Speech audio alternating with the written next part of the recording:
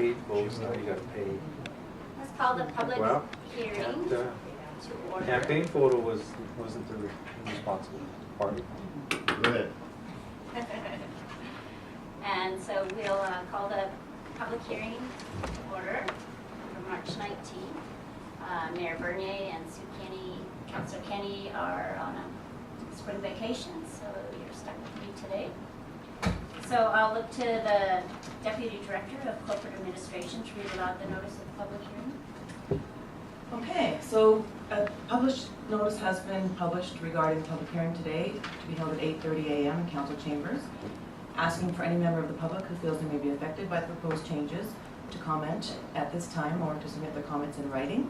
There are two proposed amendments to Bylaw 4115, which is our master zoning bylaw. The first proposed amendment is to civic address 1428 102nd Avenue to rezone it from C2 Commercial General to RM1 Residential Low Density Multiple Family. The second proposed amendment is also from C2 Commercial General to RM1 Residential Low Density Multiple Family. That one is located at 1401 102nd Avenue.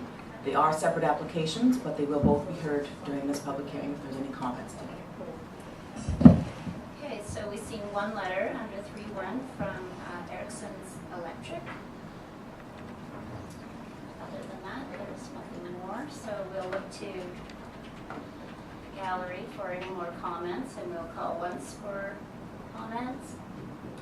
Seeing none, we'll call twice for comments. Seeing none, we'll call 3 times for comments. And seeing none, we'll close the public hearing.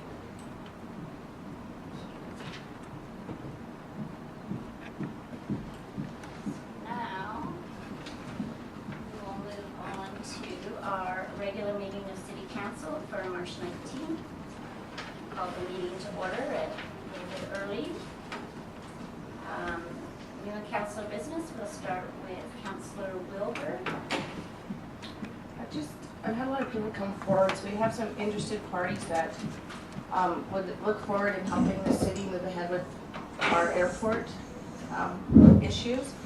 So I've looked at it over the weekend and thought about it, and I think perhaps maybe next council meeting I'll bring a motion forward regarding the airport, at looking at each of the identifiable areas that need work, that they be separate entities, maybe not as a whole, so that some of these groups that are willing financially and with donated labor to help us achieve some of those goals.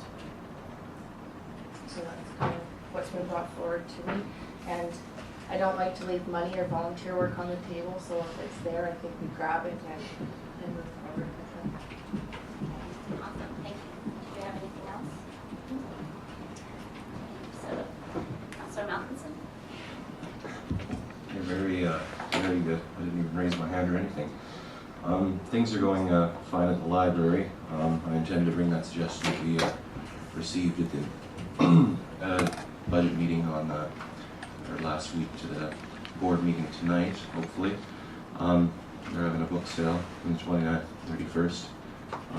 I had the opportunity to attend the Encana Mitsubishi meeting out at the Encana Center, just to represent the city, I suppose. There were some newscasters there, well, about 20 newscasters there from Japan, and things like that. It was pretty interesting. It's very good. Councillor McFadden, do you have anything?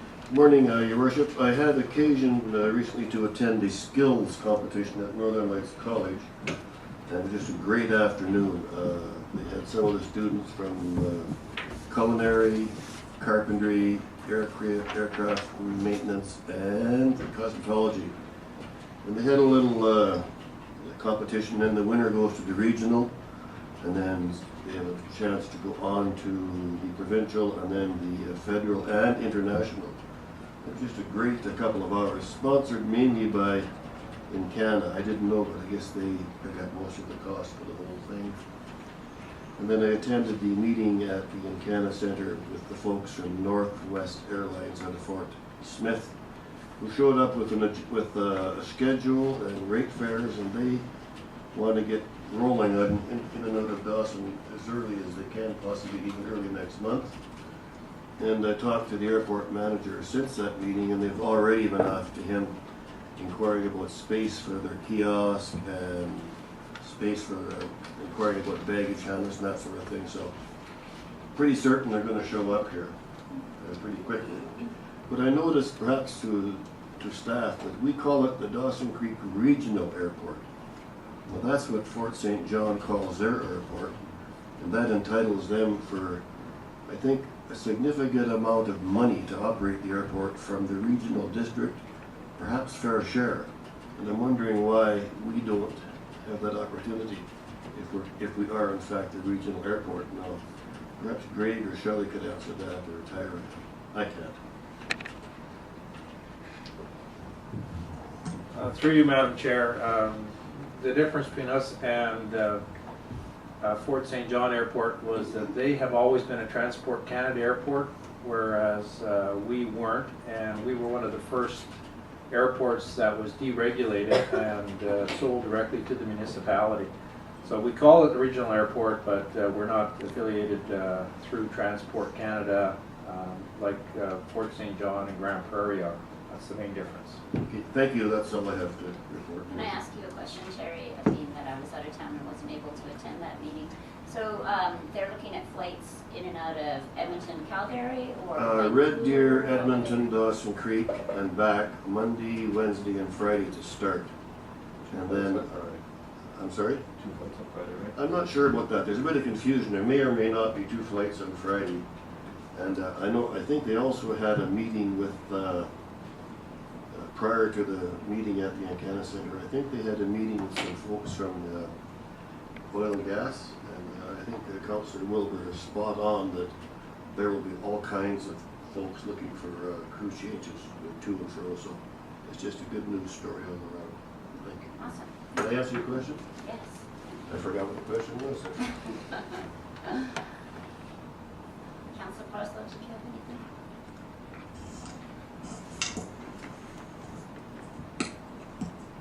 A lot of my time is it's spent talking to people about the Rotary Lake and Mile Zero Park. So I've met with lots of individuals, and I have assured people that no firm decision has been made, that we will be gathering lots of information and data, and be lots of input for people to before any decisions are made, but it is clear that from my discussions and from my attendance at the Mile Zero Park Society board meeting, that there's lots of passion out there about various issues and differences of opinion, and I hope we can discern some common ground and move forward so that everyone seems to be on board and happy. That'll take some time, but I am going to be meeting in April with the executive of both Rotary clubs, along with Jim Shute, because the Rotary clubs is, I think, stepping forward and offering some renewed or continued, let's say, input into at least the Rotary Lake side of things. We also know there's quite a dynamic group in place for the development of a water park. I'm meeting with the Historical Society this afternoon for attending their regular meeting at their invitation, and I've been provided already with a nice historical package relative to the development of the Rotary Lake Park. I attended the Art Society's AGM, and was pleased to hear the enthusiasm for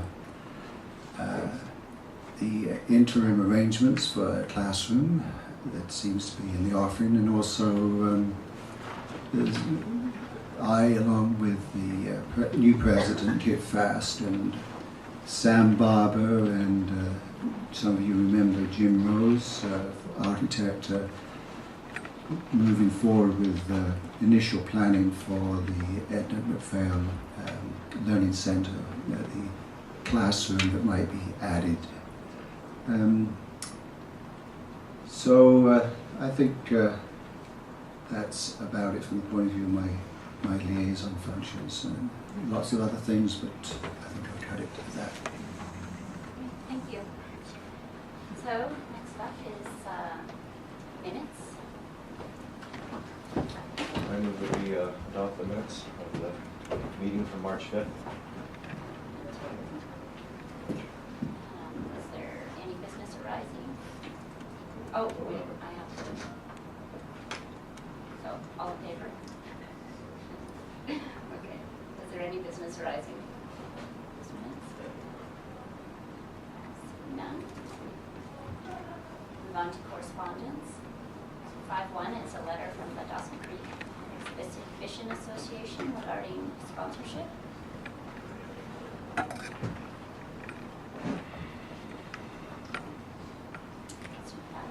I don't, to staff, through your worship, to staff, is this an annual request, and do we always chip in something? I don't remember doing this last year, to be honest with you. And if we do, to what level? So I think we always donate $10,000 for fireworks, I believe, Greg, is that usually what we do? Through you, Madam Chair, yes, we've done that for a number of years. We also contribute in the month leading up to the fall fair by putting some people down there that work cleaning things up, cutting the grass, getting things prepared. Overall, I think we put around $40,000 towards the event. Councillor McFadden's question is a good one.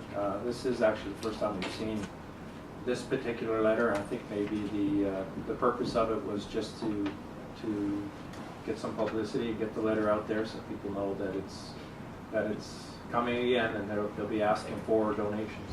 But yes, we do always give a donation. That's right. Do we need a motion to continue making that fireworks donation as well as the time and effort from staff? Through you, Madam Chair, it's already been proposed in the 2012 budget, so I think that's sufficient. Unless you wanted to do something additional that was in No, I there. think that's pretty good. So just for the general public then and business owners within Dawson Creek and area, certainly the Exhibition Association will be looking for your sponsorship, and I'm sure that information is readily available down there at their office. Okay. Should we have a motion to receive the letter? Yes. So move. So Parso, so Wilbur for information. Right. So 5-2. Oh, sorry. Any discussion? Oh no, we can't discuss because it's for information. And all in favor? Thank you. So 5-2 is a letter from the Chamber of Commerce, and this is a letter about their involvement in the Fall Fair Parade.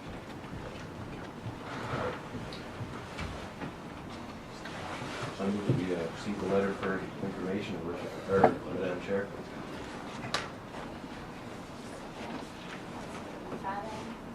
And Craig? Through you, Madam Chair, perhaps the motion would also include a motion to refer this to the Fall Fair Board to organize next year's, or this coming year's parade. So we, So moved, Your Worship. so the district, or the Chamber of Commerce has declined to organize our Fall Fair Parade this year. And so we sent a letter to the Fall Fair exhibition to see if they would like to take that over. There was some indication in the letter that the city had previously organized this parade, and Greg, could you elaborate on whether or not we have run this parade in the past, or? little bit of history there.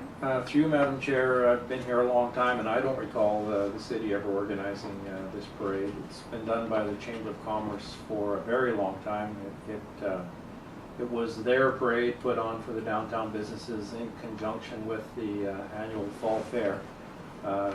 It's probably not accurate to characterize it as the city's parade. It's the community's parade for the fall fair, so it's only appropriate that another community group would take it over if the Chamber of Commerce no longer has the ability to do it.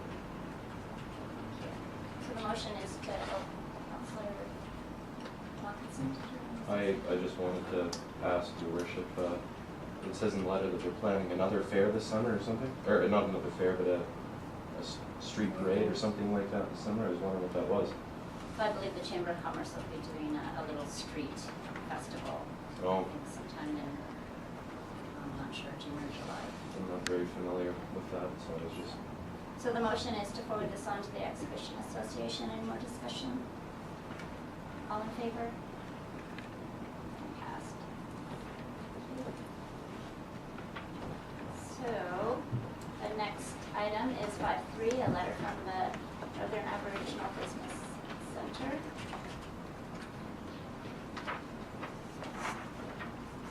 For possible sponsorship.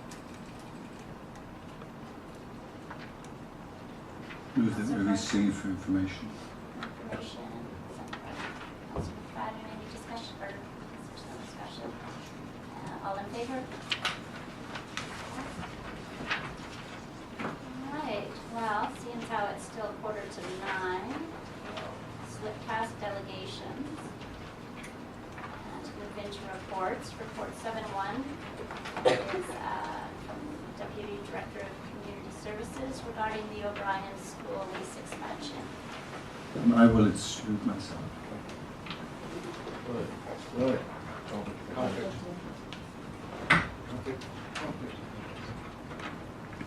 Well, 1, 2, 3, 4. Councillor Potterslow's We're excusing getting a little himself. skinny here, aren't we? I think we're Just? I'll be back soon, Alex. All right. just enough. All right, so I look to council.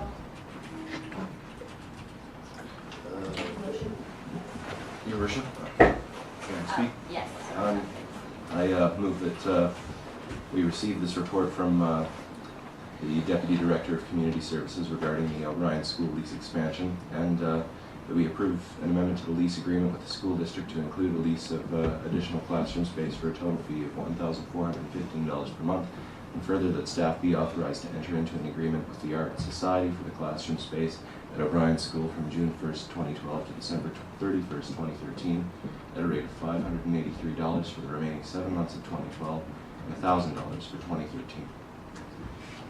And Councillor McFadden seconds that. Is there any discussion?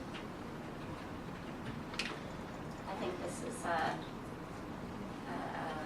good agreement that we're meeting in the middle, and it'll work out great. So, anything else? And so all in favor?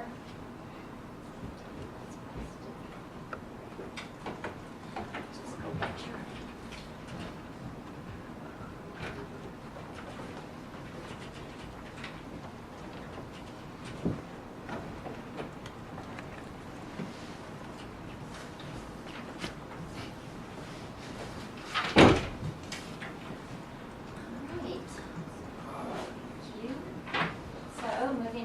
Bylaws then. 8.1, the zoning amendment bylaw for bylaw number 4130 for third reading as amended and for consideration of adoption. Councilor McFadden. I'll move that report number 12042 from the Deputy Director of Infrastructure and Sustainability be received, and further that zoning amendment bylaw number 4130 of 2012 be given third reading as amended and adopted. All in favor? And 8.3 is report 12041 from Deputy Chief Administrative. 5 administrative officer regarding the athletic commission's bylaw amendment. Councilor McFadden. Second. All in favor? All right, so So I missed item 8.2, zoning amendment 4131. Oh, sorry. We combined them on the public hearing, but we do have to adopt them. Oh, okay. Sorry. So, So moved. Councillor McFadden and Councillor Wilbur for 8.2, the zoning amendment bylaw 4131. And all in favor? And that's passed. Okay, now to 8.3, regarding the athletic remissions bylaw.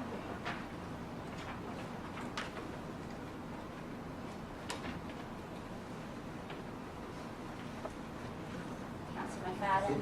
I'm not in conflict, am I, Tara? I'm a council appointee to this commission. Am I in conflict? No. Okay. Then I would move that report admin 12041 from the Deputy Director of Admin regarding the Athletic Commission bylaw amendment be received, and that the Athletic Commission amendment bylaw 4132 of 2012 be given first 3 readings. I'll second it. All in favor? Your worship, could I have a question that I'd like to ask about this? You did already call it, it's okay. No. I was curious, it says in the amendments here in the report that we're going to be providing a recording secretary for these meetings. Where do these meetings take place? Maybe this is to Terry, Madam Chair. Right here at City Hall, in Greg's office, actually. Usually in Greg's office, because it's usually it has been a conference call with some folks in Prince George. So it's going to be no trouble, I presume, providing the recording secretary for these meetings? Greg, would be a problem? Well, sorry. Through you, Madam Chair. No, Cindy just comes in and takes minutes. I think our last meeting was about 45 minutes long. Yeah. Yeah, it's just ignorance that I was asking these questions. Unacceptable. Good question, thank you. All right, so all in favor? That's passed. Okay, 3 bylaws. I guess it's mayor's business. That's me today. I don't really have anything to report on other than I attended the North Central Local Government Association meeting as the district representative. It was last week before I went on vacation, and we went through all of the resolutions from the region, and that was a very interesting process, and I'm looking forward to the convention in May. So, and that's all. So we'll move to the diary. Greg? And unfortunately, I can't pass that off to somebody else. So for the update on the Kelvin Cook Center, for people who were around last week, you would have noticed a steady stream of concrete trucks coming in, or pouring concrete at a great rate. I reported before that we had done the main floor. We also poured concrete on the steel floor structure for the control room for the theater, and we're pouring in the basement. The steel studs on the main floor are 90% complete. All that remains is a bit on the back wall and a bit on the south wall of the theater. It's actually getting difficult to get around in there because it's kind of confusing with all those walls. We have drywall on site. It's just waiting for the completion of the plumbing and electrical rough-ins. Heat ducts and plenums ongoing on the second floor. They're complete on the second floor. They've started on the main floor, and they've also completed in the theater section, or as we call it, the multi-purpose hall. New glass been replaced on the second floor. The electrical rough-in is complete on the second floor. We did review the tender for lighting, drapery, and the sound system, and it actually was on budget, which was really good, and conforming, so that was good news. And the session has been planned for March 27th to go over the budget and try to get it back on board. We'll have all of the builders and consultants there, along with the design team, to look at that. In anticipation of Councillor Parso's question, I honestly don't know what percentage we'd be at now. We haven't received the February bill yet, so I've got nothing to go by. The reclaimed water plant, mechanical and electrical work for the process is ongoing with the target for delivering water. It's sometime in that week right after Easter. The servicing is complete. You can get up and down the road again. Roofers are on site, or were on site. They're probably shoveling snow today. And external cladding will begin soon, and it's progressing well. Great. Are there any questions for Greg? Yes, I have. Shaylin? Through your chair, Madam Chair, what do you mean, Greg, by get back on board with our budget? Through you, Madam Chair, as I reported before, with all of the extra work we have to do with asbestos, lead paint, and mold, we ate up our contingency. And the projection is that we will be over budget. So we have the design committee and council have some choices to make. Choices either to do some cutbacks in the amount of work we're doing and what we're delivering, or to find some more money someplace to get us back on budget. Right now, we're projected to be over by $300,000 to $400,000. Councilor Puzzle, did you have any question? Question's been asked. Thank you. Councilor McFadden, did you have a question? No, Your Worship, surprisingly enough, although I thought last month Shelley mentioned that we had a $14 million budget and we spent $6 million, so I don't know how we got from there to 300 over. Yeah, through Madam Worship? Madam Chair, I guess. Jeez. So when Greg reports out, he's reporting out on the construction of the project and the commitments that the project manager manages, whereas we track it by the GL. So they're actually working on the contract tenders, they're looking at all the different suppliers that have to finish the project, whereas we do everything that we've received to date. So that's the difference between what's committed versus what has been paid. Thank you. So I guess that takes us to the consent calendar.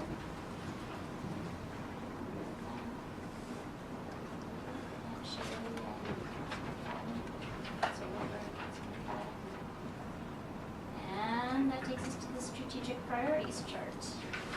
I'll give that to Greg also.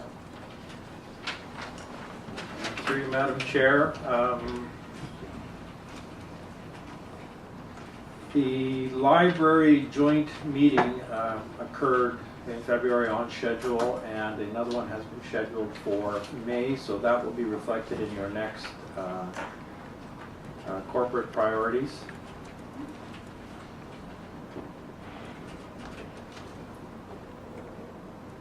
And I believe that is it for updates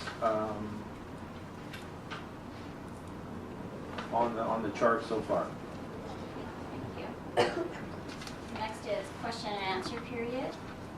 So, did we have anyone signed up for? No, we have no question and answer period attendees this morning. All right, so that's media question period. Media have any questions? No questions from the media. It's making this easy for me. So I think we can probably adjourn for Your Worship. recess, Oh, okay. unless you have some. I was wondering if you wanted to adjourn for a couple minutes. Delegation starts at 9 o'clock, is that right? Yes. So I was just going to say that we would recess, not adjourn, recess for a few minutes and get our delegations together and have a little proclamation. Thank you. Call the meeting back to order, and we'll start with the proclamation. We have Bonnie Lehman here today from the Cancer Society, and so I'll just read out the proclamation and then we'll let you say the words. So whereas the Canadian Cancer Society British Columbia and Yukon Division continues to be a leader in funding outstanding cancer research, undertaking cancer prevention initiatives, and delivering support services to people with cancer and their families. And whereas the Canadian Cancer Society's British Columbia and Yukon Division consistently demonstrates a collaborative approach to cancer control that represents the interests of all citizens of Dawson Creek affected by cancer. And whereas the Canadian Cancer Society's British Columbia and Yukon Division assist the public in taking steps to reduce the risk of cancer by adopting prevention strategies and advocates for healthy public policy that makes healthier choices easier choices. Now therefore, I do hereby proclaim April as the Canadian Cancer Society's Daffodil Month and April 27th as Daffodil Day in Dawson Creek.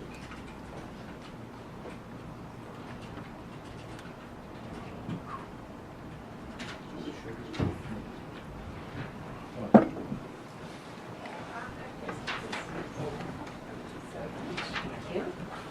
So, do you have any events that you want to tell us about? I certainly do. First of all, I'd like to thank you, Councillor Schumer, for making the proclamation. I'd like to thank a number of councillors who have volunteered to take part in our pancake breakfast. We appreciate your support in doing that. And I would like to extend the invitation to everyone else here to attend the pancake breakfast, which will be March 31st at the Dawson Co-op. It's from 8 until about 12 o'clock. And we use that as our kickoff to the Relay for Life 2012, which will have a change of venue this year. It's going to be at the Pioneer Village instead of at Northern Lights. So we appreciate those councillors who are coming, and we hope that the rest of you will turn out for breakfast and support the Cancer Society. With respect to April being Cancer Society Month, you can look in a number of places around the town for the little yellow daffodil, which we're using as our sort of brand this year. You will find them, of course, in the Dawson Co-op, since they have been loyal supporters of us for quite a few years now. We have about 30 other outlets throughout the city, and we hope that you will all make a donation, pick up one of these pins, and on April 27th, which is going to be Daffodil Day, we hope you'll be wearing a pin and maybe a touch of yellow to support us. Thanks very much. Does anyone have any questions? Councilor McFadden? Morning, Bonnie. I missed the event at Mousero Park. You said something? Yes, the Relay for Life, which has for a number of years been at Northern Lights. Yeah. There are some reasons for the move. We Yeah. had some difficulties. Yeah. Weather can be a major problem. And when is that again? I was having a got- senior's moment here. I missed it. Well, I'm having one too. I think it's the second weekend in June. Okay. But we'll have our banners up and our proclamations and our posters and that. Thank you. And hey, I'll know for sure on March 31st. I'll be one of the councilors that Yes. volunteered to help. I Thanks think a it's lot. due Thanks. 9. Yeah. Breakfast. Oh. Did that, though. Should anyone else have any questions? All right, so proclamation number 2. This one is Plain Earth Hour. It's a nice Saturday morning. So I've got Duncan Redfern and Melanie Turcott, our sustainability clerk, here today, and I'll just read out the proclamation and then we'll bring them on up. So whereas Earth Hour is a global World Wildlife Federation climate change initiative, it began in Sydney, Australia in 2007, and in just 4 years it has grown to what is cited as the largest voluntary action in history, reaching more than 1 billion people worldwide. As Canadians, we should be particularly proud, as we were one of the leading countries for participation.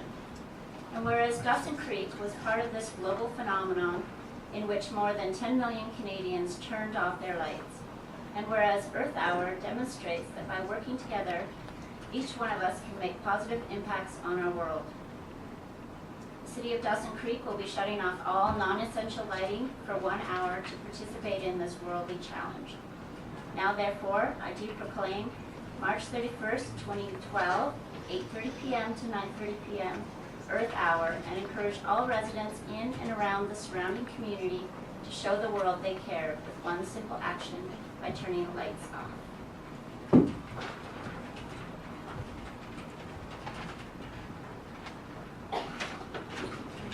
on up, guys.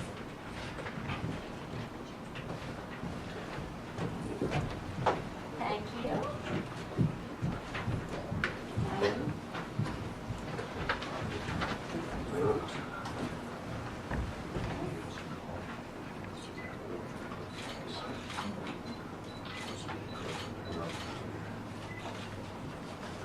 All right, I'll give you the floor. Do you need anything else other than shutting off the lights? So we're encouraging everybody to conserve power, March 31st, 8:30 to 9:30 p.m.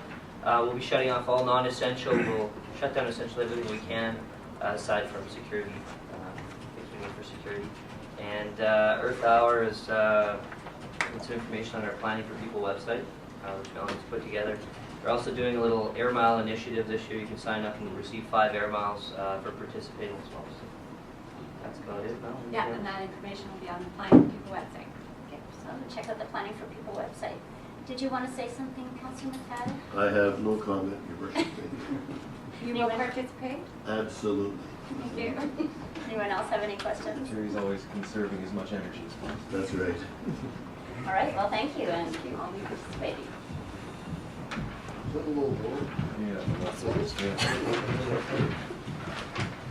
So this is the morning for proclamations. So our next proclamation is for World Water Week, and we've got John, our Water Resource Manager, here today, so I'll just read out the proclamation. And Donna, another big one. Whereas an international day to celebrate fresh water was recommended at the 1992 United Nations Conference on Environment and Development, the United Nations General Assembly responded by designating 22nd of March 1993 as the first World Water Day. And whereas International World Water Day is held annually on the 22nd of March as a means of focusing attention on the importance of fresh water and advocating for the sustainable management of freshwater resources. And whereas each year World Water Day highlights a specific aspect of fresh water, with this year being water and food security. The City of Dawson Creek will be inviting the public to learn more about our water and land stewardship activities. These include our annual Water Use Challenge, new online community watershed atlas, and upcoming tours of the watershed, treatment plant, and reclaimed water recycling facility. Now therefore, I do hereby proclaim March 22nd, 2012, World Water Day, and encourage all residents in and around the surrounding community to show the world they care by conserving our water.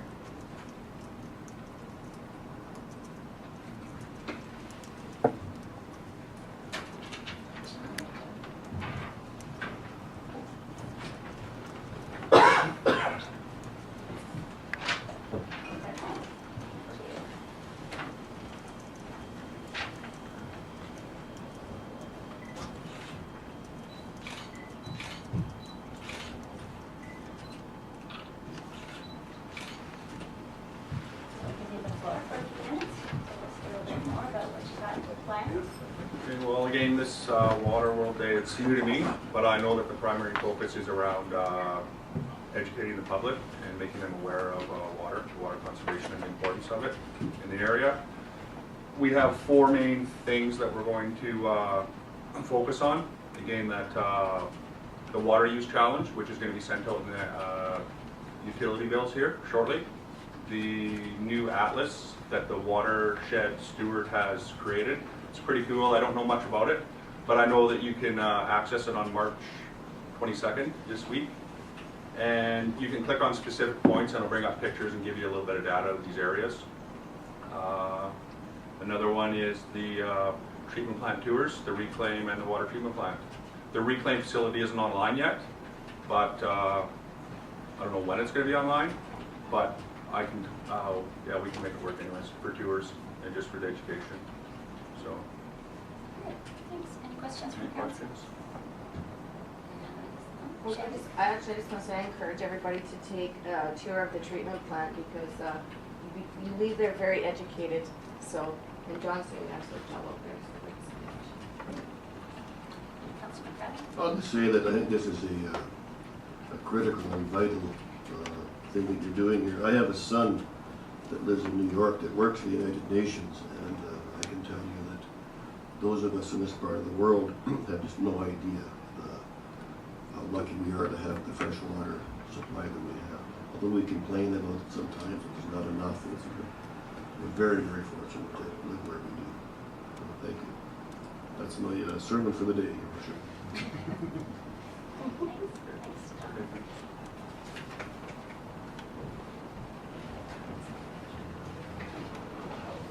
Kathleen.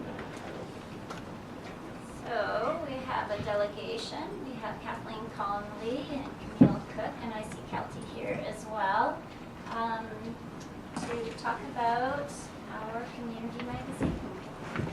Thank you.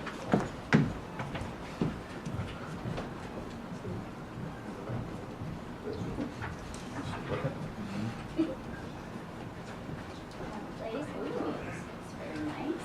It looks really nice, doesn't it? Fabulous. It's a little bit different. It's matte finish.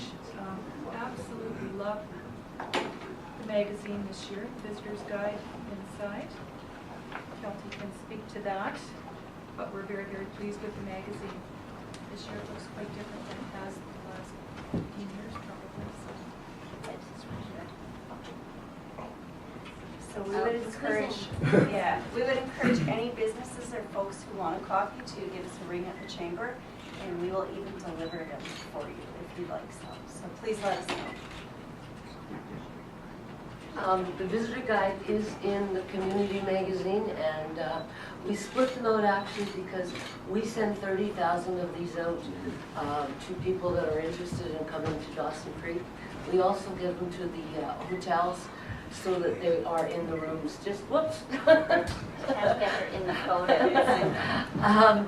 We put them in the rooms in the hotels for the visitors, and the community guide's usually in the lobby.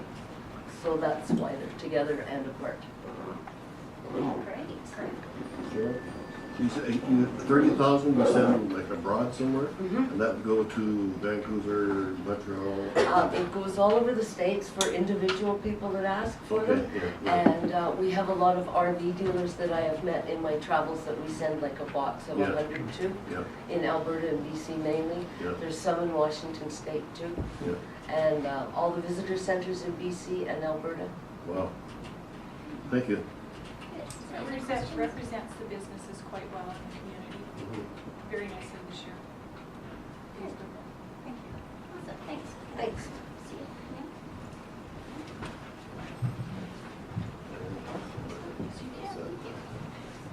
you. Ooh, just moving right along, Your Worship.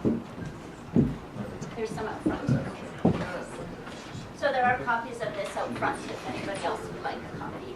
Thank you, ladies. Okay, so I guess we can move into committee of the whole. Does anyone need a break? Just have one. So I see Staff Sergeant is here. Just go find my committee of the whole. So I'll welcome our Staff Sergeant up for his report. Nice to see you this morning. I was told this was going to be less formal because Because the mayor's there. Absolutely. Perfect. I guess the main thing that people probably have an interest in hearing about is the homicide that we had, and so I can certainly speak to that if that's something that people would like to hear about.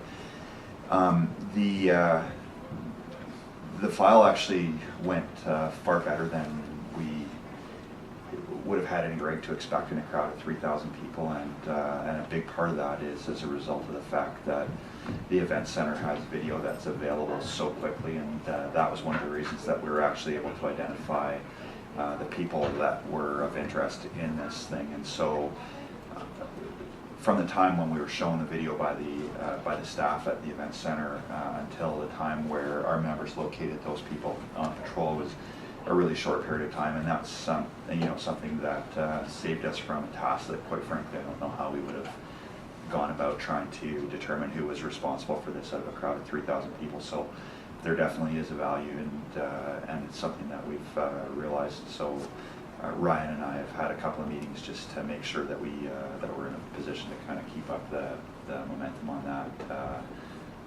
on that communication that we have. So that's good. There were 3 people that were arrested. There's only, in all likelihood, charges are only going to end up being forwarded against one person, or they've been forwarded against one person.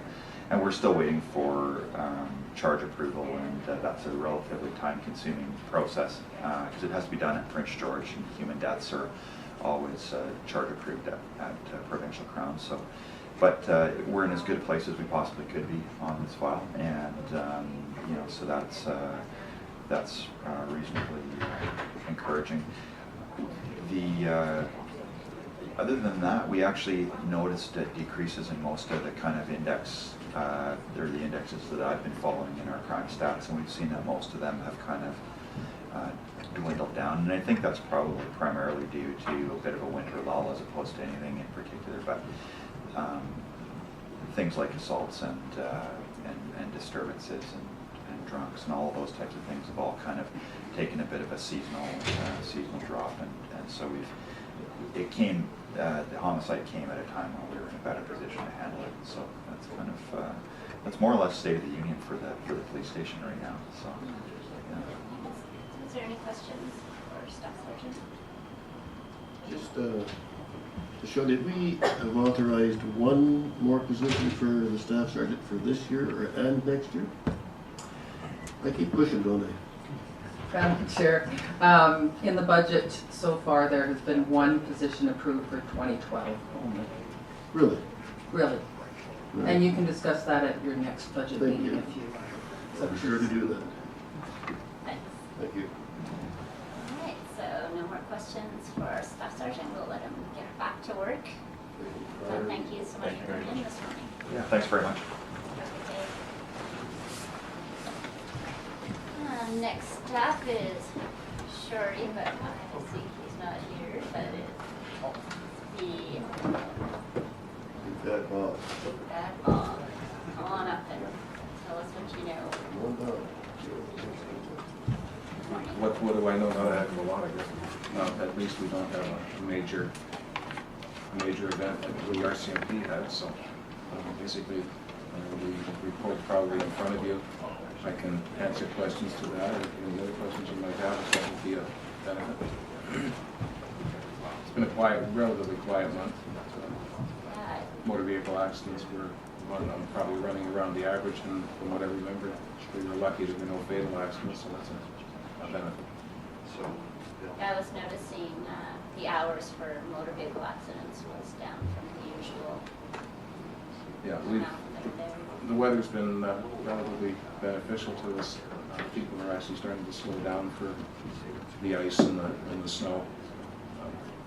The temperatures are in a range where people are starting to recognize that you can't drive on ice, so bring your speed down to something normal. And results in fewer calls, much benefit to us.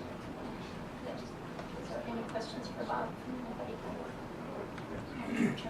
This, the report here, you say 48 city building alarms were received and processed. Mm-hmm. Is that, should I understood that to be residential or buildings owned by the city?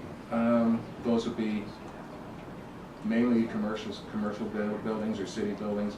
And what those alarms are is we are the alarm center, and therefore we receive the test alarms. So it's just a matter of those are part of the testing. You're not a. Because in the report it says 43 business building alarms were received and processed, so I was a little confused. So Yeah. is the 43 within the 48, or is the 48 residential as distinguished from business? The 48 would be outside. All the city buildings are tested on a regular basis, and so we receive those alarms. And what was the public works, public assistance? Public works, public assistance. I'm thinking that had to do with possibly a flooding event. I'm not exactly positive, but it was just one of these things where we get called on the weekends to try and assist when city staff isn't available.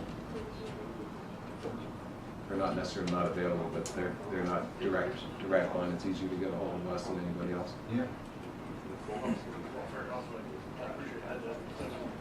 Well, on the weekend, you are the caller, aren't you? If somebody Yeah. phones Yeah, we are the Public first. Works on Saturday afternoon, they're gonna get fire. Yeah, we're the first line for city referencing, so for the most part, our people will try to intervene where they can and get the proper people out. We do quite a lot of helping out in the general public until such time as they close it. Okay, we'll see no more questions for Bob. We'll get back to work also. Thanks for coming in this morning.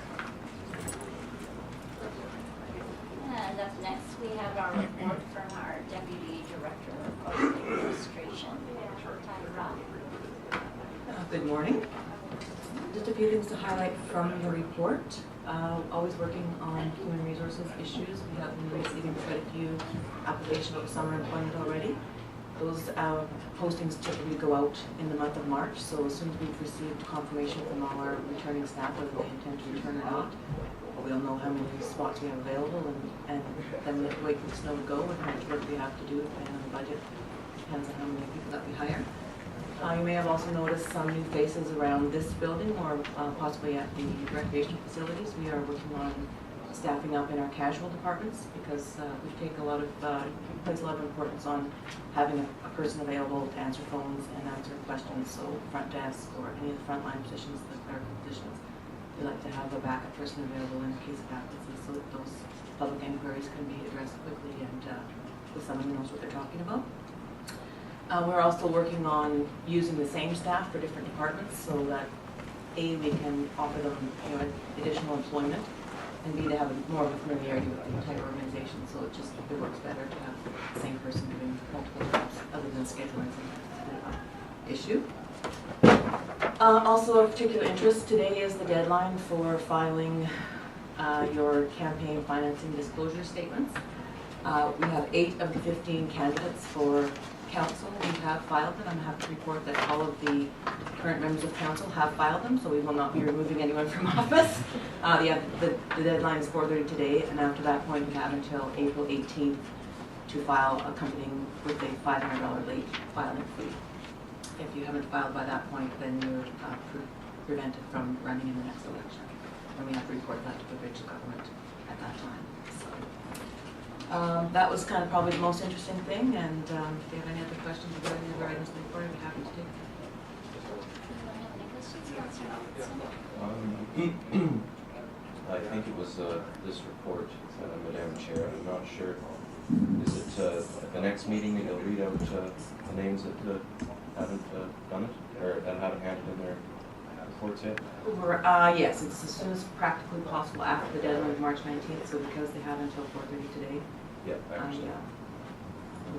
let them have their chance. And you publish that, do you? Good. So, Tyra, I noticed here that a farming lease. Just through you, Madam Chair, that is the property that the city owns for future development of a reservoir, a rural water reservoir. Oh, okay. Right. Up until now, the person that the city purchased the property from was farming property, just to keep it, from all going to coming weeds. back, you know. And so he advised us this year that he didn't wish to continue. He's actually retiring. So we put out a public tender. We got 3 bids, and 2 were quite close. One was a bit less. So in the opposite of what you normally do for tenders, you take the highest bid, not the lowest bid. That was a bit of a mind warp for me, and I had to think about it for a moment. But so we have someone that will be taking care of that property this year. There may be some drilling work depending on what happens with the design tender that goes out from the engineering department, and the proposed farmer has been made aware of that we may have to go onto the property, but that's all contained in the lease, so we have permission, the right to do that if we need to. I see that with the early spring, we're seeing a lot of development permits and zoning amendments coming into your office, so I see that's keeping you busy as well, which is good news for Yeah. Cross Creek. The staff up front do assist the development department with processing of those applications and attend the meetings and help them with all the paperwork's making sure that all the i's are dotted and the t's are crossed before they come to council. Any more questions for Tyra? Right, so up next, the report from our Chief Financial Officer. Thank you, Madam Chair. So the report is in front of you. There's not much new to report this time of year. It's all about financial statement, year-end stuff, and budget preparation. And we had our first public consultation on March 6th, which was a success. There was a number of questions and statements made, and those will be reported out at the next public consultation, which is April 23rd. And our next budget meeting, which is open to the public, is April 2nd. And other than that, it's just work on budget and getting ready for the putting together the 5-year plan that will be presented at the next budget meeting. So then we basically have the expenditures to date on the 2 main capital projects for your information, and that's pretty much it from here. Shelley, there was a few comments, people standing up at the budget meeting. Were there many submissions other than those through email or brought in? Yeah, basically we didn't get any comment forms at the public consultation. I did talk to one lady individually who had some questions, which will be put together when the responses are made at the next meeting, but unless anybody else has gotten anything, I haven't received anything subsequent to that. I passed one on to our CAO, who presumably talked to you. It was asked a question that was asked that I thought was an interesting one. Why were we proposing a reduction to the commercial rate? Actually, he did, yes. Yeah. So, and that will be answered as well. Yeah.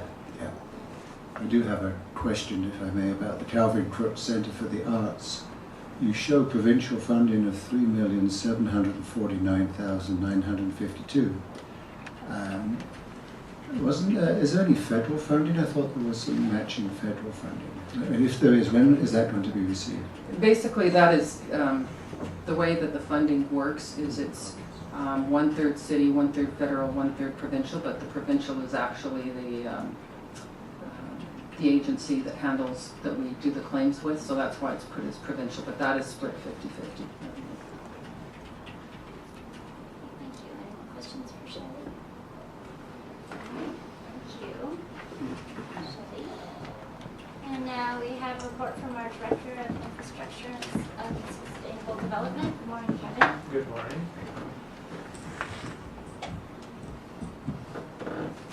So a few things out of the report.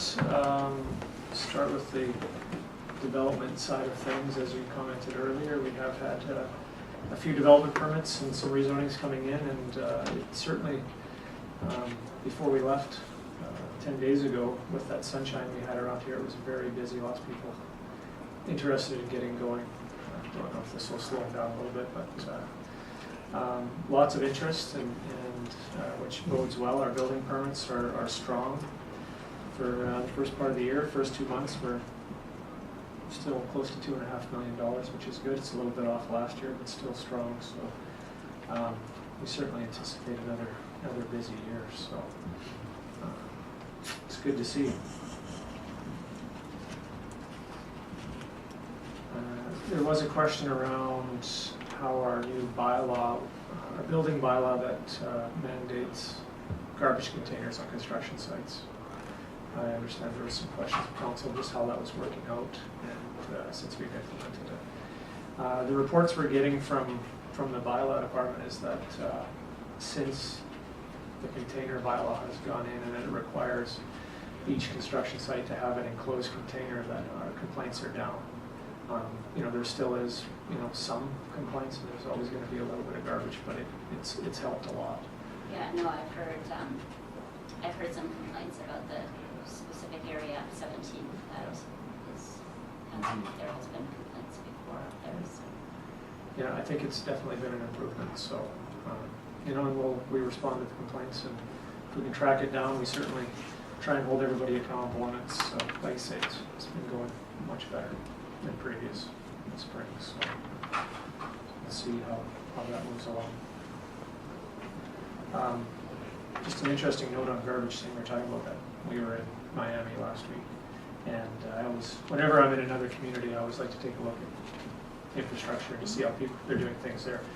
Interestingly enough, they have garbage days twice a week, so man, I found that a bit odd that they produce enough garbage. In the area we were in anyways, they picked up the garbage twice a week. They also did have picked up recyclables, and they also, along each block, off to behind the curb, so to speak, there was an area that they had it was almost like a small pit that people put yard waste into, and they picked that up as well. So it's just 3 separate days of garbage pickup in this area. Anyways, And it's produced a lot of Miami a garbage. super clean city? No, not as much as you'd expect. Really?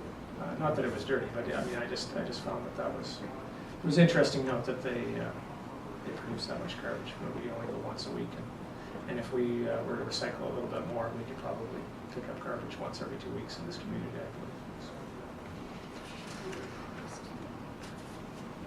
believe. Just touch quickly on a few things in public works and engineering and water treatment plants.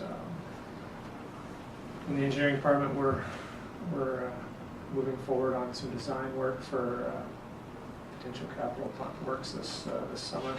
Got the designs completed for soccer road extension, and on that should everything be finalized with the budget. Staff's continuing to work with our consultants with the sewer master plan. That's moving along.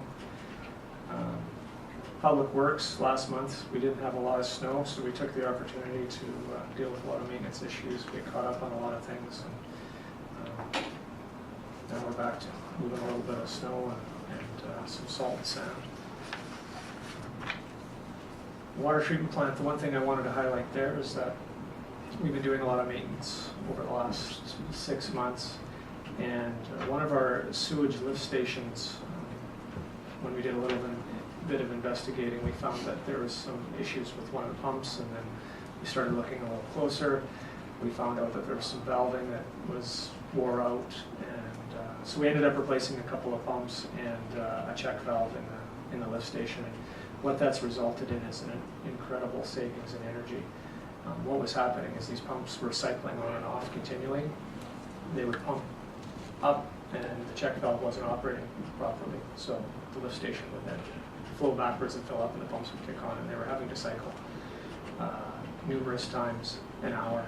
Now, with the upgrades that we did, we're seeing them come on instead of numerous times an hour, 4 or 5 times a day. So we should see some real energy savings there. So I thought that was a great highlight to our ongoing maintenance. Testament to John, our new water resource manager, who's really taken the time to delve into things and just get familiar with it, and he's kind of finding things as he goes, so it's great to see.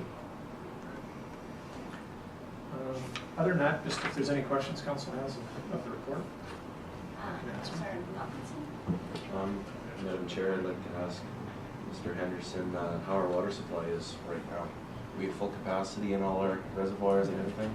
Yeah, reservoirs would be near full. Our water use isn't real high this time of year, so we're certainly able to keep the reservoirs full. The river is at what I would call a fairly typical level for this time of year as well.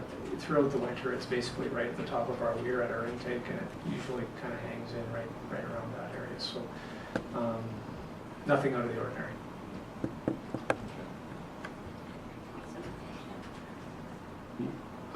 You have. Oh, I'm sorry. Did I? Go ahead. You're first. You have to investigate water flow for one of our raw water users there. Yeah, it was a low number. And Yeah, actually, I happened to chat with John just before the meeting, and he just said that was correct. It was just a low usage month for that user. So that's hard to get trucked. Yeah, we just had looked at it, and of course it jumps out when you see higher numbers in the past. We double check that it's accurate. Thank you. Actually, I just want to jump back to the building permits under secondary suites. We have a new one, and I'm just wondering, is it on the onus of the homeowner to apply for a permit to put in a secondary suite? Or is there any way that we regulate that, or? It is the onus of the individual to come forward and apply for permits. We don't patrol or go looking for.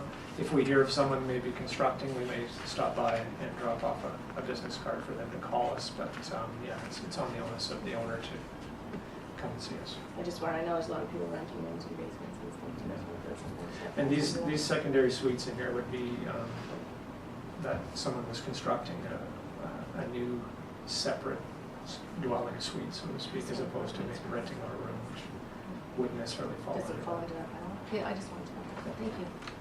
I noticed, oh, No, go ahead. sorry, I noticed that our watershed steward had drafted a brief to submit to the Fraser Basin Council, and that Councilor McFadden was interested in that. Would we be able to get a copy of that brief, or is it? Certainly, yeah. And that was with Mr. Murray, I believe, that met with council as well. Yes. And I met with him, Reg, and John, I think later in the day or the next day after council had met with him. And certainly, we just talked about all our issues out in the watershed and the challenges we have with activities, so certainly we can get that.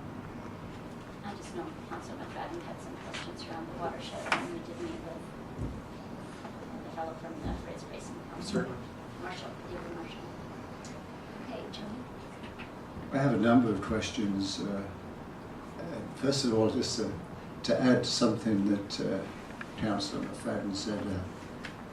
On my trip to Hawaii, I spent a lot of time at dinner with a group of people from the States who I got to know very well. And I asked them their cost of water, and the people from the Los Angeles area said that their average water and power bill, they couldn't separate them out for some reason or other, was in the order of $1,000 a month. And they felt that about 700 of that was water in that ballpark. Anyway, to my questions. I was toured around Dawson Creek by a business person about a week ago, and I went to some places that I hadn't been. I don't recall ever being to some of these places or driving along some of these roads. And I was struck by garbage, the amount of garbage in the city. I was struck by the many properties that seem to be primarily, for want of a better expression, junkyards. Very unsightly. So there's some of the issues I'm wondering about. I would have spoken to you, but you naturally had a holiday. But so just as we've got plenty of time, if I may, do we have a bylaw about the appearance of property within the city? And if so, how do we enforce it? We do, actually, coming into spring is like you say, that's the time when you start to notice garbage and unsightlies, and we do have an unsightly property bylaw that we respond to a number of those every spring, and they're handled by complaints. They come to the bylaw department, we'll then go out and visually inspect and follow up with written notification and move forward. Correct me if I'm wrong, Greg, that's the typical procedure on that. Through you, Madam Chair, that's correct. And in fact, the spring and early summer months that is primarily what our bylaw enforcement officers do, is they receive those complaints and they follow up with enforcement. Typically, they are successful over time. We write very few tickets against properties, but we do sometimes have to do some, because as you know with this, it's all a matter of perception, and one man's garbage is another man's treasure, and sometimes you run afoul of that. But yes, we do enforce, and we do a lot of enforcement, and that is primarily what we do in the spring and early summer. Okay. Can I continue? I just would like to ask Greg, so is that primarily complaint driven, or with the bylaw officers, were they driving down the street and happen to notice something, would they act on their own, or is it basically complaint driven? Through you, Madam Chair, the policy is that we respond to complaint only. And what we have found typically is that if it's not an issue for the neighborhood, we don't want to really get involved in it. But we are kept very, very busy by people for whom it is an issue.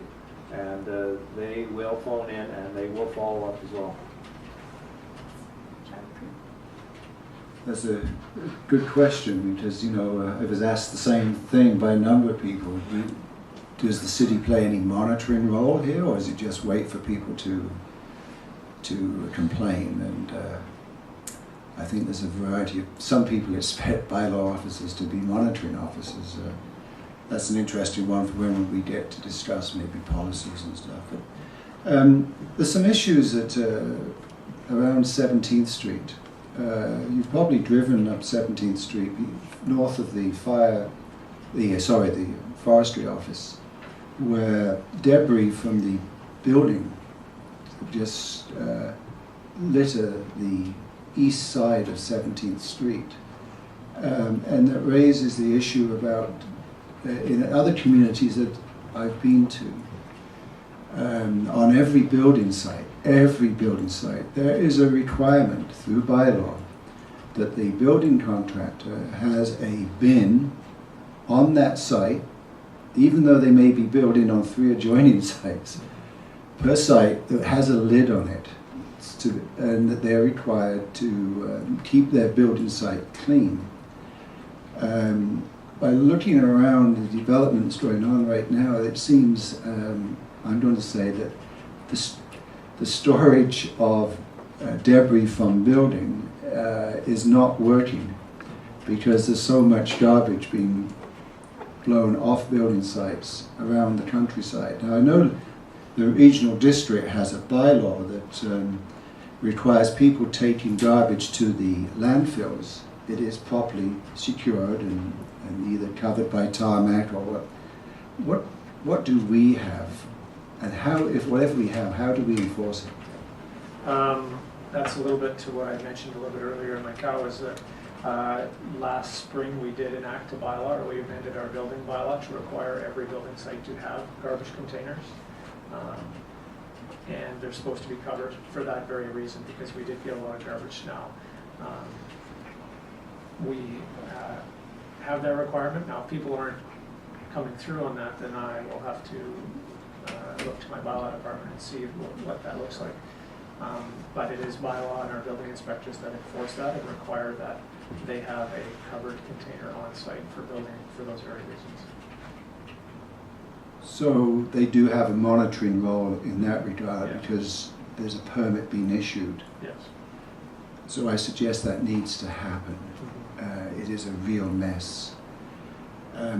Also in the same vicinity, it seems that there's some beautiful houses, very expensive houses being built, but right next to them, and I assume it's people associated with the development or the building that's going on there, are using property as a storage yard, and stuff is blowing off the storage yard as well. And I'm just wondering again, is that covered by bylaw? Can people use lots that have been subdivided but have not yet been started for work as a storage yard?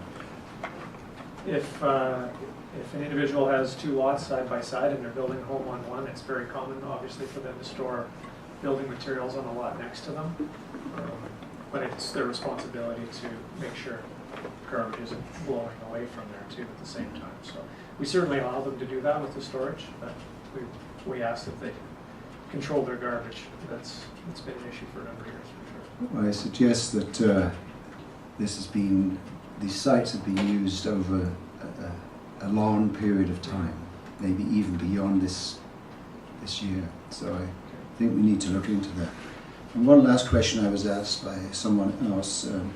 What is the size of the sewage line that runs down from 8th Street? And is it sufficient for handling the growth that's subdivisions that are going to happen or are happening north of town that butt onto 8th Street. 8th Street and where? Is there a sewage line that runs parallel to 8th Street? Yep, runs all the way up. It'd be Right. different sizes depending, but because as you get lower, you're collecting more, so the size would increase. Okay, so you believe it's sufficient for handling the growth that's happening north of town? I think it's sufficient for a period of time. Now, as we move down that, that's some of the engineering work that the developers are going to need to do to look at that and see if that growth can be accommodated. There's very likely that at some point in time, that will need to be upgraded or twinned to accommodate it. And who bears the cost of that? That would be bared by the developer.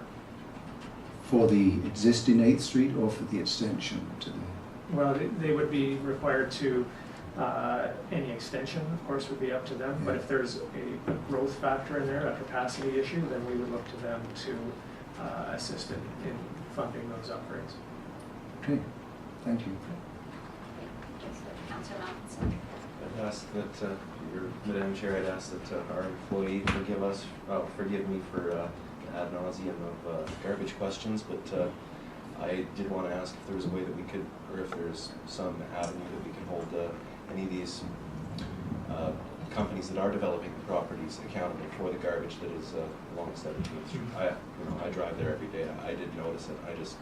I don't know exactly how the process works, and I know it's very difficult to hold people accountable. And often, the best way, rather than complaining about it, is to pick it up yourself. But I don't know. I was just wondering, can we find these guys? Like, I don't know. What's the proper avenue here? Right. Through you, Madam Chair, it's obviously a big issue here. Some additional clarification is because it's the requirement for the closed containers is in the building bylaw. It's primarily monitored by the building inspectors, who of course have to be on site on a regular basis to do required inspections. And what the bylaw officers are reporting to me is that the amount of construction debris is down considerably from years gone by. But what generally happens is that the companies who are involved in construction in that particular area generally donate towards the cleanup campaign. And community groups get that money to go along that area and clean up. So it's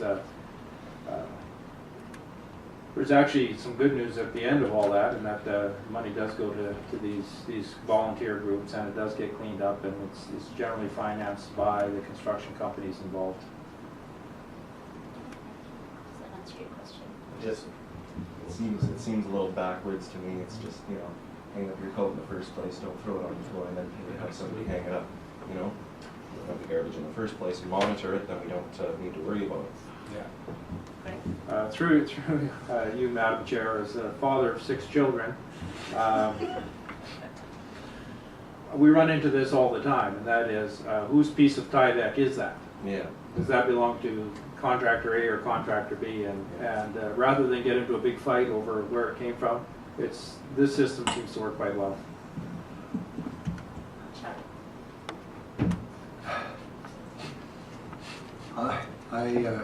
I may have a different opinion than you on that regard, if I may. I don't know if it is working that well, and I can cite that there are storage containers that do not have any lid on or any covering on, because I saw them. So it does, I would suggest we need to boost our vigilance in that. And I don't think it is working well. The place is a mess. We'll certainly, I'll talk to my bylaw department, and we'll certainly follow up, and if there's people that are not adhering to what's prescribed, then we'll deal with them. Great. So, any more questions for Kevin? Thank you very much. You bet. Thanks, Thank you. Kevin.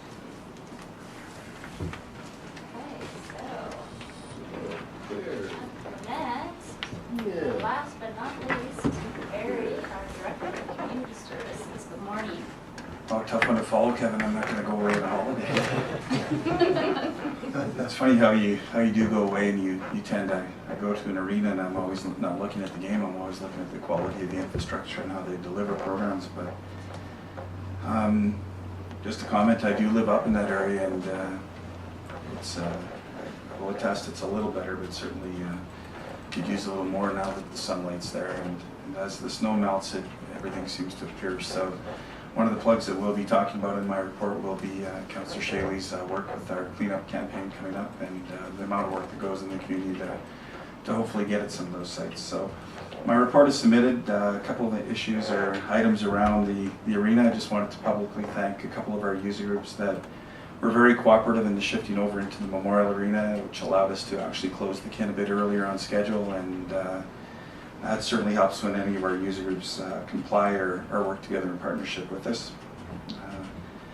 The Kiwanis show is just around the corner, and I was telling one of the Kiwanis people the other day, everything looks so good, but you know Kiwanis is coming right around the corner and we get some additional snow, and the winter's not quite over yet. So we've got a little bit of work there for some additional cleanup to get ready once the ice is out, and we'll be all set for the show. Ken Burke Aquatic Center. Just wanted to plug, we're at that $500,000 mark, and as we celebrate that, staff decision around that was to through spring break was to take a number of draws and celebrate that throughout the 2 weeks, and families and swimmers got to submit names, and at the end of the spring break we'll do some small draws and celebrate that more as a community, as opposed to just one individual walking through the door. $500,000 is a community accomplishment, just not one. So staff was a little creative in how they did that. So looking forward to announcing some of those successful winners, and those will be additional pool passes and some small gifts from the city on behalf of that. We had a very successful meeting with Hockey Canada. They were up to do some of the preliminary meetings with the directors and the two chairs, and Shantae and Tara are leading that crew, and a great group of volunteers. Hockey Canada is very happy at this point. We're still about 8 months away, but a lot of work being done at the ground level in regards to securing and making that site very effective. And they're very impressed with the Encounter Center, but more so impressed with the volunteers and their enthusiasm today, and so far out from national championships. So Hockey Canada, Jeff Beck was up for a couple days, and we'll be meeting with Hockey BC here very shortly in that partnership with BC to ensure we get their support from Hockey BC as we move forward into November as well. Some statistical data there around our user groups, our walking track.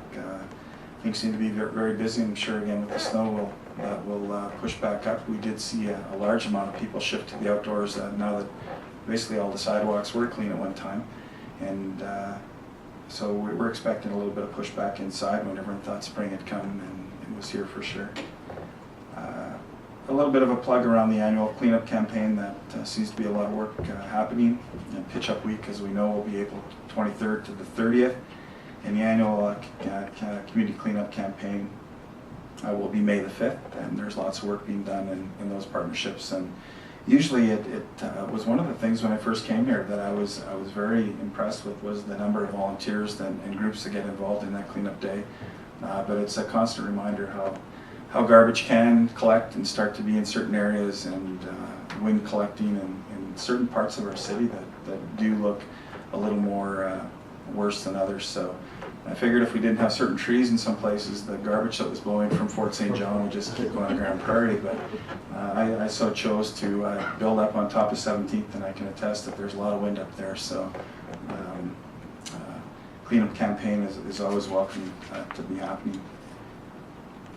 We had also included for your information the tender on the noxious weed. It was one that we wanted to let you know, just for clarification.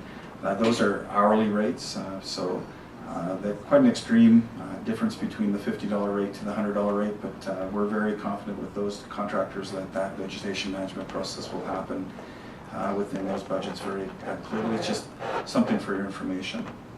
And finally, just wanted to point out just a couple things. Not directly related within this write-up, but we will be having a separate report coming forward to give additional information around some of the union work we've been doing. I wanted to just talk to council, or just brief council on how far we've come in the last year in regards to getting to a point working with the union that we're now talking about what I call things from the bigger picture perspective. And a couple of those we've worked in partnership with the union. In May 2nd, 3rd, we'll be having a harassment abuse workshop coming in, jointly working with our union on that, and it's very important at this time that we work with our membership to understand first of all what that's all about, but how we make our workplace a safer place and a better place to work.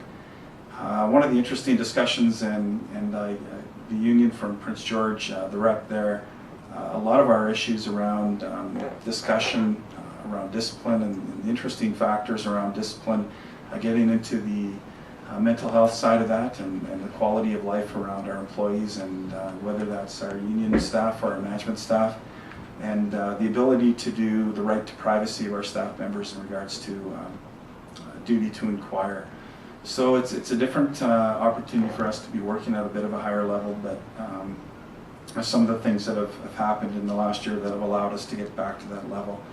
One of the workshops I'll be taking, the BCHMRA, around that is it's all about that. And mental health is probably one of the most challenging pieces that we can be working with our staff, and very happy that we're working in partnership with the union on that right now. A little quick update on the energy manager position. We have, I think, 4 candidates hired. This week we'll be interviewing, and we'll bring you information forward. We'll be having those interviews with BC Hydro, and they've already been given their pre-question, and looking forward to most of that interview will be around their ability to sell us and what they, coming in for the first 6 months, of what they see as important factors to work with us as a city. And finally, around PERC with Brian Johnson, our Parks and Rec staff have been very busy pulling data together, and I'm quite excited about some of that work that we'll be bringing forward to council. I'll be meeting with Brian. I have an opportunity when I'm out into a wedding that I'm going to take some time to visit with him. We have an additional conference call this March, and he looks to be back. He's away in April on holidays, coming back and speaking with council, but more so excited about, we're looking to bring in about 50 different people and members of our community from the not-for-profit group to talk about the impacts and what their input would be, and looking for community engagement into that discussion. So we're quite excited about that. This is the user fee guy that was here? Yes, it is. And I'm sorry to interrupt you. And you're thinking you're going to bring him back and then have some public engagement with some of the user groups? Yeah, now that we've got the majority of our Yeah. data collected, Yeah. and it's very imperative that at this stage, as we move forward, that we have that engagement. Yeah, And I that's think council great. direction has Yeah. been to, as much as we can, get public involved in this as we go forward. Yeah, that's a great idea. Yeah. You know, and you think simply as much as what we did last week in relationship to working with Kiwanis, where that different perspective of putting that money in turn rolls back in the community, and how that rolls out, and the betterment of the community should be some good discussion. But certainly, it's very important that before we bring those fees forward, soccer, baseball, you know, those groups are working with us. So that should be a very good workshop for sure. Okay, and finally, no, I think that's just about all I wanted. If there are any questions, I can answer them as well. Thank you, Barry. Looking at the data in your report, public serve, Yes. weren't you going to have that data expanded somewhat so that we would know the number of different individuals who were engaged in, let's say, the climbing wall or the walking track? Yes, I think I've got a response back from Anna that I did want to talk with you, because you brought that forward at the last meeting. There's a process of how much data we can break down out of class, but we can certainly break it down a little better than that. But Anna says there are some restrictions, so I just want to know how much of that you requested. So I do have to follow up with you as well. We'll about do that. Yeah. Thank you. Other questions I have. As you may know, I am in the taken over from the council. I found in the Mile Zero Park. And I was asked a question about it's covered in your report as the reclamation project at Pioneer Village. Yes. That is the gardens, is it? Correct. And so have we taken over 100% responsibility from the Horticultural Society? I would have to go back to check with Darcy, but my recollection of that, and then, well, maybe Councillor Terry, but I think council approved. Yeah, the last time it was discussed formally, Darcy and David came to a meeting, and the agreement was that the society would look after the flower gardens, the city would look after the rose garden, and that was, now that's 2 years ago. I don't think much has been done with respect to your group with the flower beds out front. So the rose garden Was is the city responsibility. and the flower garden Was the the- Horticultural Society? Well, the board, the Mile Zero, Mile Zero. they were going to arrange for someone to do it, but I don't think it's happened. But I think I will do some follow-up as well. I think at one time, council and Shelley might be able to help me with this. There was some funding proposal put forward yes, there by was. Yeah. Mile Zero Committee, and David was to help them to look at, because I think it was probably a year after I came, so probably 4 years ago, we had a capital project at one time to go in and do a total reclamation of the gardens in front. And at that time, the committee said that they thought that they could probably monitor and look for volunteers. And I think at one time they had a group that were in there cleaning, but it is very overgrown. There's a lot of work that has to be done, and I will follow up, but I'm sure they were putting half the funding for this year, and that Parks was going to put that as a project for it, and it's in the budget to do some work for them in partnership to try and get that cleaned up. Shelley's at, Through you, Madam Chair, yes, there's one project, it's in the capital budget this year, it's for $50,000. So it's my understanding that the city is controlling that project, but then the society is submitting 50% of the funding for that project. Okay, thank you. okay, and just a final to that, Councillor Charlie, is that we, probably 3 years ago when David went in, and it might, yeah, I think it was 3, I did that total reclamation of the Rose Garden, and very successful project in there.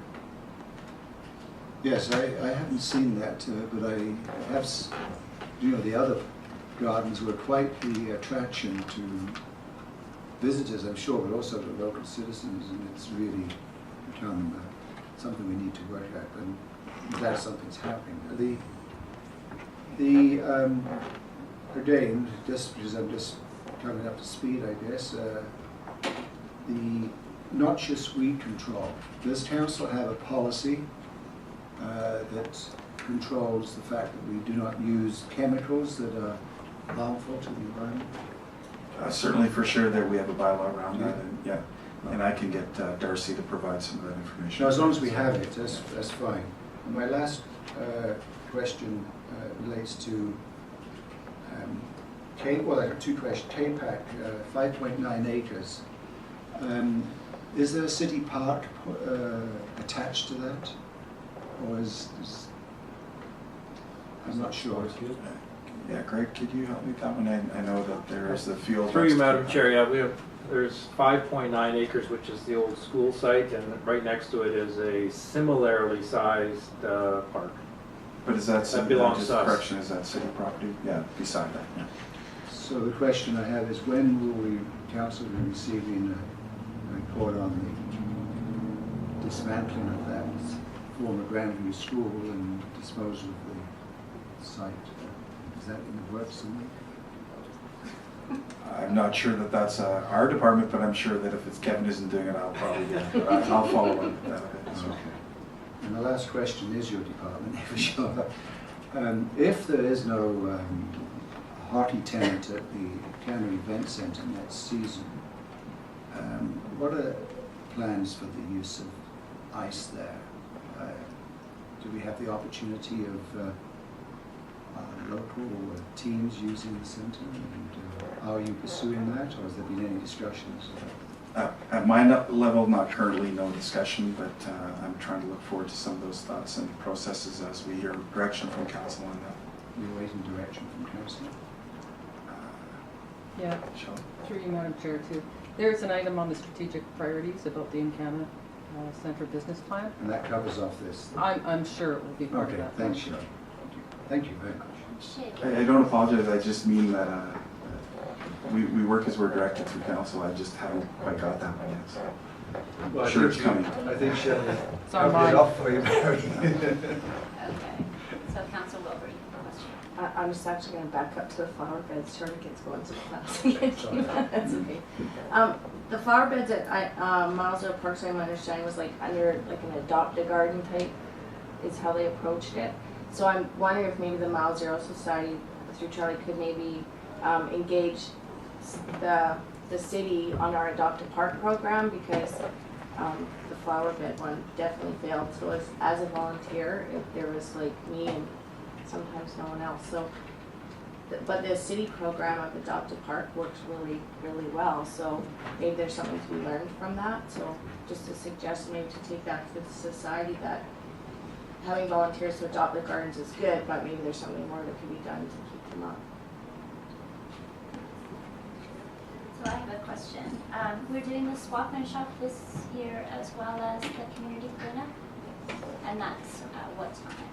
You can drop things off and... I think you can drop off till 11. I think you can drop off till 11 a.m. Yeah, and we're also, I understand is we're going to have DC Recycling there to pick up electronic recyclables. Which is good. I always wait for that one every year. I save up everything, and instead of taking it elsewhere, I take it down there, and I'm happy away with my gently used stuff. Also, congratulations on the 500,000th visitor to the aquatic center. That's pretty exciting. And, It's easier for when I just say 500,000. Yeah, 500,000. There you go. That's the easier one. 500,000. Sounds so big, eh? Yeah. So, and also I had a question around the BC Hydro power upgrades. Is that for increasing the energy efficiency of the arenas? There's been some preliminary work done there, and that Dawson's working on.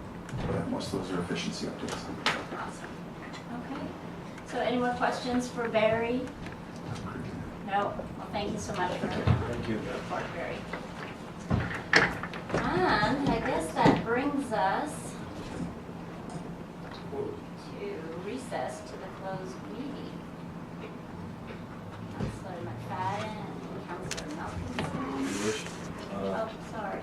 Can I just make a suggestion that from now on we actually read the section of the charter that we're having a closed meeting under?